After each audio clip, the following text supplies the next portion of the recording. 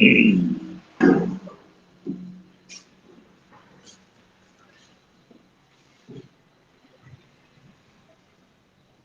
hamdalillah nahmaduhu wa nasta'inuhu wa nastaghfiruh wa na'udzu billahi min shururi anfusina wa sayyiati a'malina. May yahdihillahu fahuwal muhtadi wa may yudlil falan tajida lahu waliyyan mursyida. Asyhadu an la ilaha illallah wahdahu la syarikalah wa asyhadu anna Muhammadan abduhu wa rasuluh amma ba'du.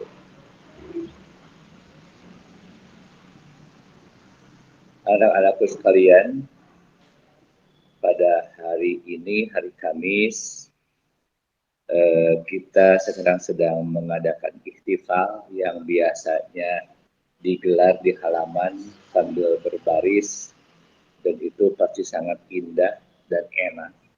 Ya, kelihatan mana yang disiplin barisnya, kemudian mana yang tidak disiplin barisnya, yang mendengarkan sampai yang tidak mendengarkan juga kelihatan.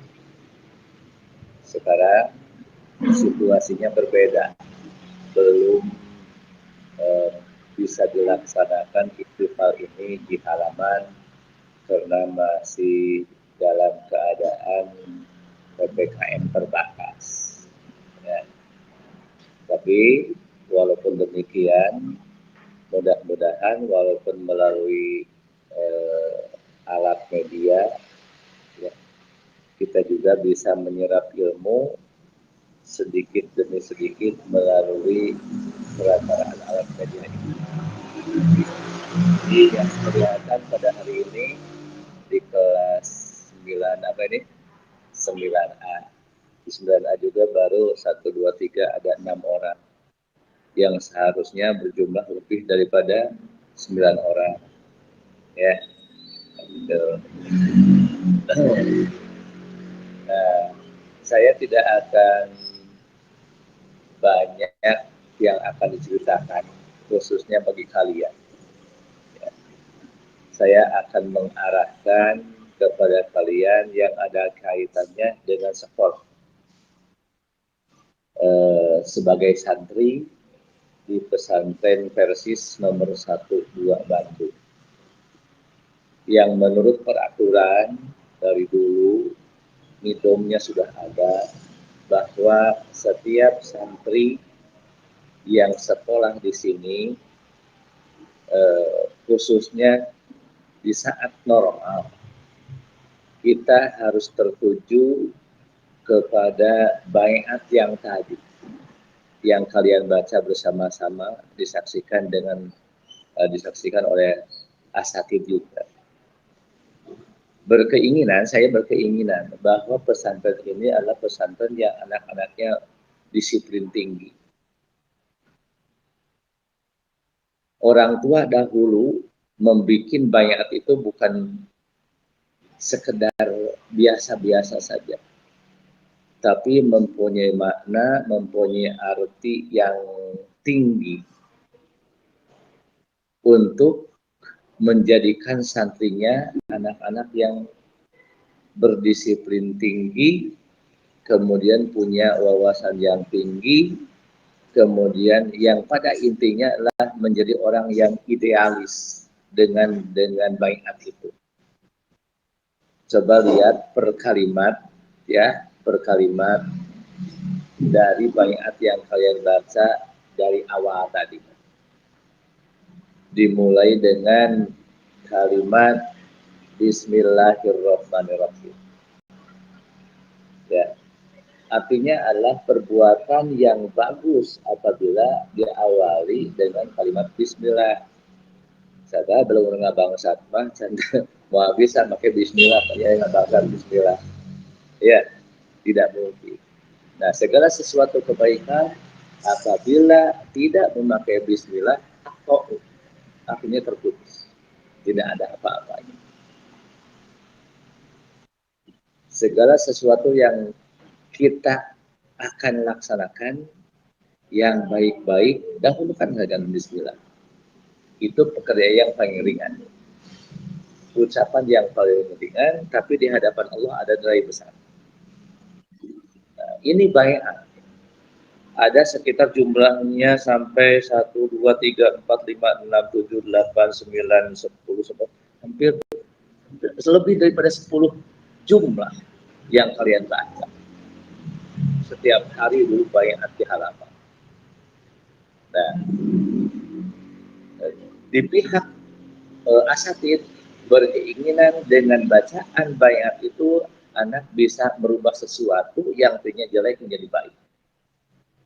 Ya, yang tadinya benar, yang tadinya salah menjadi benar. Dan yang tadinya disiplin diterapkan dalam hati kemudian dilaksanakan dalam pekerjaan. Itu dalam urusan baiat. Lihat setelah kalimat ubayyi'u ustadi, saya berbaiat kepada guruku, kepada ustaz. An uti'a ustadi, akan patuh kepada guruku. Nah, artinya si guru itu tidak akan mengarahkan kepada sesuatu yang jelek. Ya, dengan kalimat an uti'a ustadi. Artinya guru itu tidak akan mengarahkan kepada yang jelek.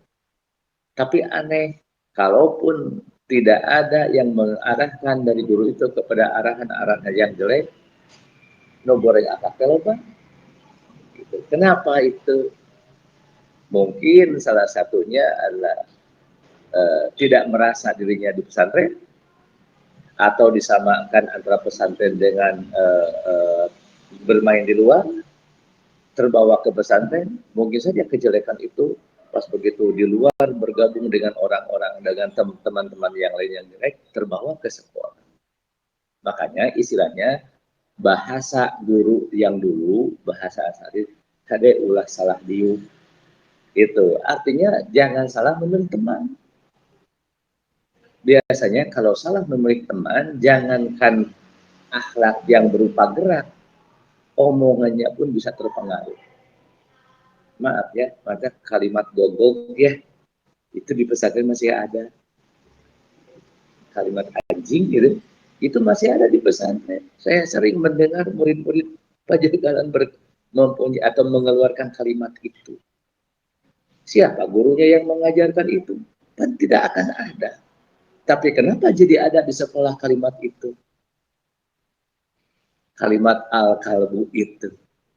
Kalau memakai bahasa Arab mah tidak akan mengerti, ya, gitu, tidak akan terasa tidak enak kedengarannya. Hei kalbu, kemungkinan gitu ya. Bagi orang bagi orang yang tidak mengerti itu tidak akan ada apa-apanya. Tapi karena kita orang Indonesia, orang Sunda, gitu. Kalimat anjing itu kalimat kotor sebetulnya. Dan saya sangat sakit hati mendengarnya apabila ada seseorang yang mengatakan anjing kepada temannya, itu sebetulnya sudah menghina keturunan itu. Kalau seseorang disebut anjing, berarti kan bapaknya juga menghina anjing, inung bapaknya. Itu sangat menyakitkan.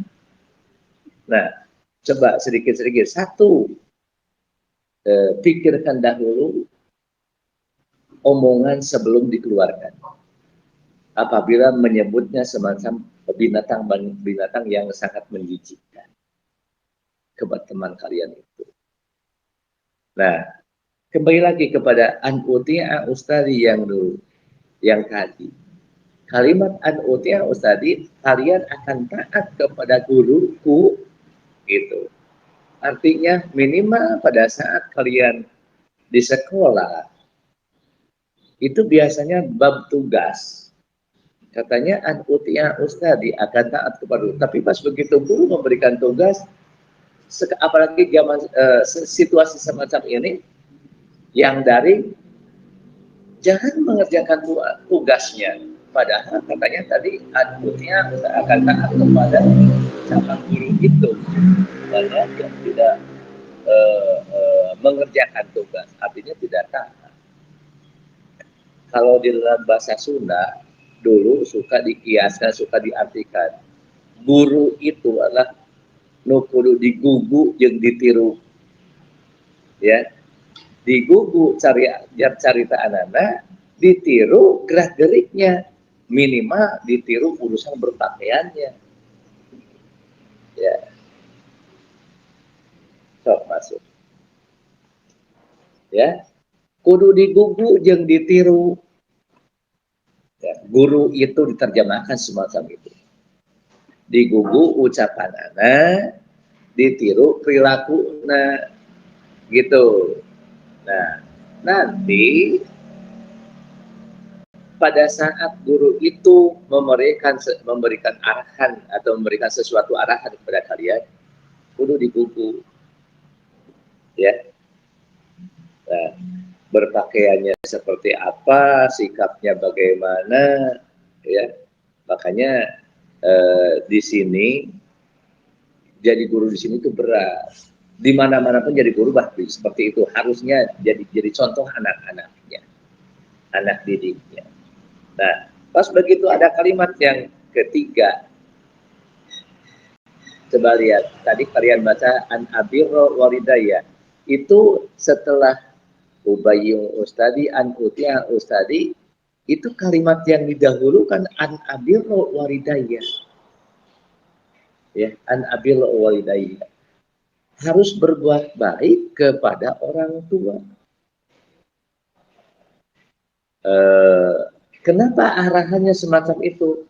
Karena jika seorang anak telah berbuat baik kepada orang tuanya, apalagi kepada ibunya, insya Allah akan mendapatkan sesuatu yang istimewa. Di saat kalian sekarang mungkin belum ada yang baik kepada orang tua, baik RG atau UG, coba diperbaiki lagi akhlak untuk orang tua.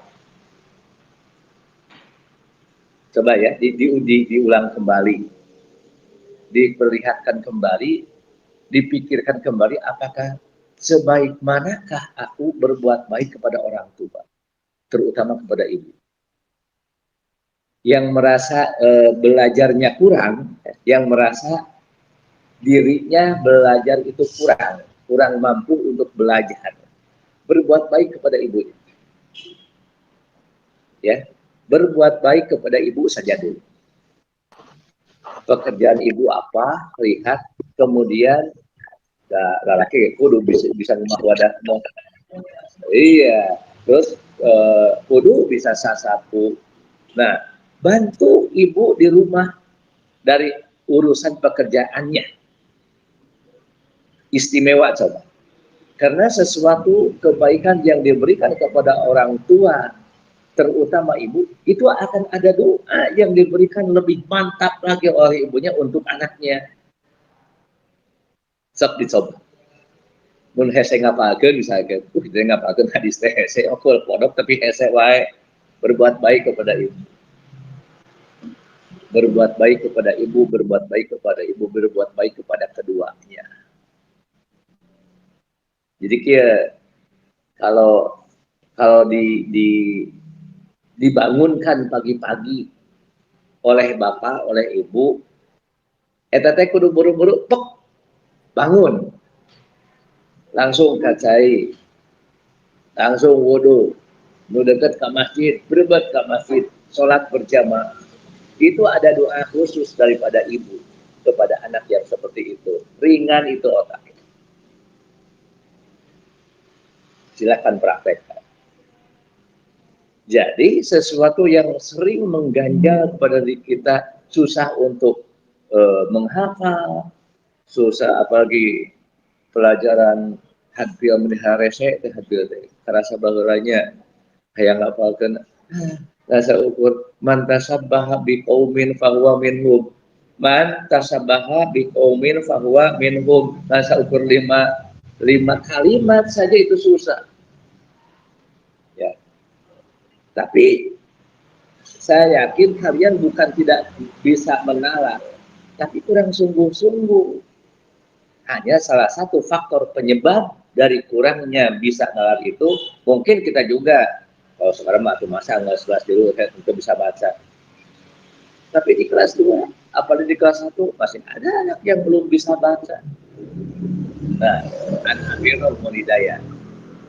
Jadikan catatan bahwa yang pertama kali diucapkan dalam baiat itu adalah an abirru walidayya. Harus berbuat baik kepada kedua orang tua. Yang kedua, an ajtahida bi ikhlasin. Dikhususkan untuk bab ini, ya, dikhususkan. Jadwal sekolah sekarang kan jam 6:30 harus sudah ada di sekolah. Sekarang mau diperiksa dulu segala macamnya, suhunya berapa, ya, terus berkuku baheula. Ya, situasi sekarang seperti itu. An ajtahida bi ikhlasin. Artinya apa itu? Eta tadinya bab sakon motong kaberangan begitu. Sok sungguh-sungguh cing nyanya cing soson-soson datang ke sekolah teh. Makanya ku indung jeung ku apa di motoran itu terus. Wajarlah dan Cimahi daripada orang di Cibiru di motoran wajar. Iya mati Pak Garsi wae di. Iya, di motoran. Nah, terus di motoran anger we kaberangan dengan alasan anak itu meminta kendaraan itu supaya ada kaberangan ke sekolah. Iya mah 3 Mika di motoran datang kerja 7:30. Kadang-kadang jam 8. Iya mana ajtahida bi ikhlasinnya mana? Padahal eta teh kitu. Kalau kaberangan lah datang ke sekolah teh. Silakan sungguh-sungguh. Nah, di waktu kalian daring, kalimat itu harus tetap ada. An ajtahida bi ikhlasin itu harus tetap ada. Tapi kan Ustaz tidak berangkat. Betul tidak berangkat, tapi bangunnya yang harus didahulukan. Bersungguh-sungguh dalam bangunnya. Ya mah kumaha tuh. Abong daring, berdiri sarung, pakai kolor, teu kacai-kacai acar. Bora ahmani, si banget gente ada daring dia. Itu adalah salah satu penyebab kerugian bagi dirinya. Nah, kalau bisa mah saja di iman itu saja daring, tetap an ajtahida bi ikhlasin itu tetap ada. Jam 6 atau setengah 5 atau setengah 6 sudah mandi. Seperti mau pergi ke sekolah, kalau bisa pakai seragam daringnya juga, itu lebih semangat lagi, lebih bagus lagi. Jangan leha-leha. Al-kasalu daun. Malas itu, kusal-kusal itu penyakit itu. Al-kasal ternyata kusal-kusal hararese. Ya indungna ngomong, bapakna ngomong, tapi anggere minah harese. Ya.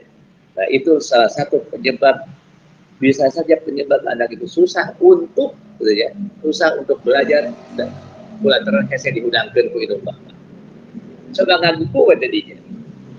Bisa ada keringan dalam otakmu, di otak kalian itu untuk belajar yang sangat bagus. Ya. Kemudian yang ketiga ada kalimat Allah aku riba. Tapi sering dibaca kadang teh Allah aktiba, bukan Allah aktiba itu. Allah aku riba teh tina kadzaba. Saya berjanji tidak akan berbohong, tidak akan berdusta. Kita tidak urusan dia mah ya, saya tidak tahu. Tapi kadang-kadang lamun panggil ke rumah atau ke kantor, ada anak yang berbuat sesuatu kesalahan, kemudian ditanya oleh guru, oleh ustadz, kadang-kadang kelihatan bahwa ya bohong ya. Itu juga ada kebohongan anak. Al-kadzab. Jangan dibiasakan bohong. Sebab lamun dibiasakan bohong, teh ngabelang teh kudu bohong deui. Bohong mah anakan terus saya bohong. Ya. Nah, oleh sebab itu kalian pergi ke sekolah ini dengan susunan kalimat sampai bawah 1, 2, 3, 4, 5, 6, 7, 8, 9, 10, 11, 12 ya. 12 jumlah itu mempunyai nilai yang sangat bagus. Kemudian ya setelah Allah akziba, saya tidak akan berdusta. Maka kalimat selanjutnya Allah atakhosoma, kade saya tidak akan berkelahi, mual gelut. Gelut di kelas di rumah. Ya. Kenapa ada masalah? Padahal di kalimat itu dibayar artinya kalian tidak mengerti apa yang dibaca. Oleh sebab itu saya pada saat ini di dalam mengisi ihtifal ini saya tidak akan jauh-jauh membahas sesuatu. Tolong baca lagi di rumah kalimat-kalimat ini. Apalagi kalian sekarang sudah kelas 3, sok belajar sholat malam. Biar sekarang jam 4 lebih 8 menit juga subuhnya. Ya, minimal kalian bangun lebih awal. Kayak setelah sholat malam dibaca, oh iya geningan hati nate itu akan nempel. Ulah cek sebasa sunama ieu mah nya picungnya hulu maung.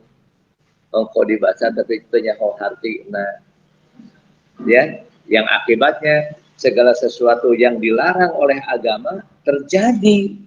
Kenapa? Dan dibaca oke teu nyaho. Semacam ya seperti tadi Allah atakhosama, saya tidak akan berkelahi. Allah akhirahada, saya tidak akan menghina seseorang. Justru dengan kalimat yang tadi, kalimat gogong itu sebetulnya sudah menghina yang lain. Itu kan ya. Nah, dan makanya susunan kalimat yang ada di bayat itu bukan masalah biasa, bukan perkara yang ringan. Tapi itulah perjanjian yang diucapkan oleh kalian di hadapan asatid, ya, supaya kalian menjadi orang yang baik dan benar. Ya, kebaikannya apa saja. Ya, nah, ngerti ya sampai sana. Jadi Allah akdziba, saya tidak akan berdusta. Allah atau soma, saya tidak akan berkelahi. Allah akhiru ahdan, saya tidak akan menghina seseorang. Nah, nanti ada an aqra al-Qur'ana kulla yaumin. Iya pasti kepada apa? Maka di mana dibiasakan saat diajar teh maca Quran heula. Nanti diberikan waktu yang lain, maca lain di dia hukum, lain di sama hukum di rumah juga. Kalau sudah kalian, apalagi kalau kalian sudah terbiasa membaca Al-Quran setelah sholat fardu, minimal 1 ayat saja. Ya, minimal 1 ayat saja. Ada cekusah datang ke jenazah ayat, pas begitu beres sholat, a'udzubillahi minasyaitonirrajim. Bismillahirrahmanirrahim. Alif lam mim tutup deui. Nah, sakit kudu abong sa ayat atuh pondok teuing geus gitu mah tong eta-eta teuing lah seperti itu ya. Nah, demikianlah ihtifal pada hari ini. Mudah-mudahan yang saya sampaikan ada manfaatnya untuk semua. Ya, ada. Kemudian yang saya titipkan, tolong jaga baiat ini, titipkan di dalam hati kalian baiat ini supaya kalian menjadi orang yang sempurna dalam kehidupan. Itu saja. Rabbana atina fid dunya hasanah wa fil akhirati hasanah wa qina adzabannar. Wassalamualaikum warahmatullahi wabarakatuh. Waalaikumsalam. Waalaikumsalam warahmatullahi wabarakatuh.